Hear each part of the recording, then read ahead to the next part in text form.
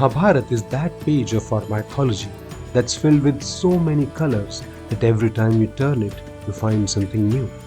On this channel, we are narrating the entire Mahabharat in an authentic and entertaining way. If you haven't watched it yet, the link's right there in the I button. Go check it out. Meanwhile, Netflix has released an animated version of Mahabharat called Kurukshetra. Today I'll tell you all about it, how the story has been presented, what works, what doesn't. Let's dive in. Since we always stay positive here on channel Mahabalak, let's start with what's good. Right at the start, the makers win your heart with Gulzar Saab's mesmerizing 2-minute voiceover. When he introduces the story in his poetic way, it feels like honey being poured into your ears. The makers chose a non-linear storytelling style, so instead of narrating the story from beginning to end, they start somewhere in the middle. The timeline keeps jumping back and forth. Sometimes this approach can be confusing, but here it actually works because most viewers know Mahabharata, and this approach brings freshness to a familiar tale. The 18-day war is told through the eyes of 18 characters.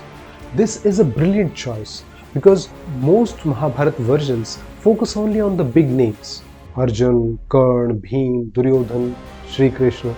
Here, we get to see the perspectives of lesser-known characters, and not just the war on the battlefield, but also the war raging inside every warrior, the battle between right and wrong.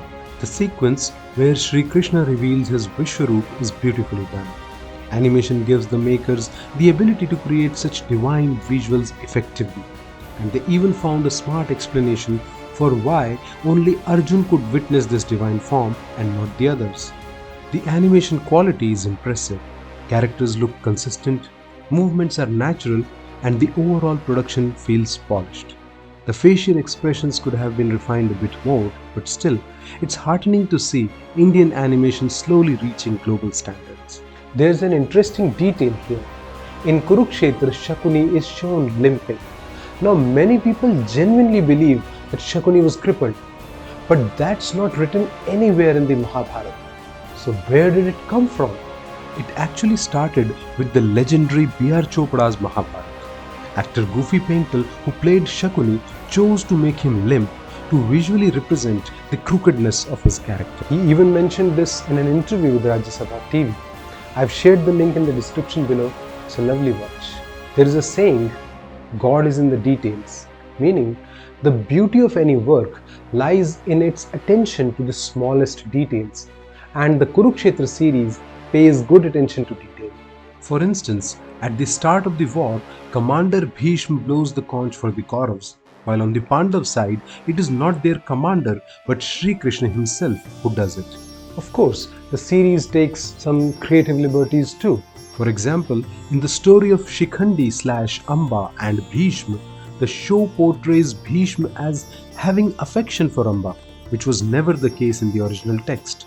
Also, Bhishma wasn't killed by Shikhandi's arrows. It was Arjun standing behind Shikhandi who shot the lethal arrows. It was shown that more than once there was conflict between Kaurav Maharathis for the post of commander. When Karna became commander, God knows which LED lights did he switch on, but his chariot started glowing like the sun and dazzled everyone. When Bhim was fighting Dushasan, Shri Krishna created some kind of magical dome around them so that Duryodhan could not help his brother. Duryodhan climbed the Himalayas mid-war to meet Rishi Vedvyas. All of these are definitely not in the Mahabharata. At times, the series misses the cultural nuances of the era. For instance, in episode 1, when Abhimanyu enters, he bows only to Arjun and Shri Krishna, while Yudhishthir, Bhim, Nakul and Sahadev are also sitting there. Nakul and Sahadev are his father's younger brothers, so it's not a big deal if he ignores them. But he can't ignore elders like Yudhishthir and Bhim and greet his father and uncle who are both younger. Even today, an Indian kid would greet his father's elder brother before greeting his father, if at all. Now coming to tone, the series is very violent.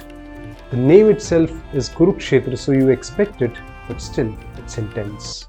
Especially Abhimanyu's death scene, quite graphic. No surprise that the series is rated 16 plus for violence. Overall though, Kurukshetra is a solid effort. It tries to balance both sides, Kauravas and Pandavas. What I liked most is that the makers have tried to keep the spirit of Mahabharata alive. If you read the original text, you will find that no one in Mahabharata is purely black or white. Every character has shades of grey.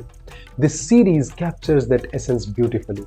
So if you are a fan of Mahabharata and mythology, give Kurukshetra a watch. From my side, it's a big thumbs up.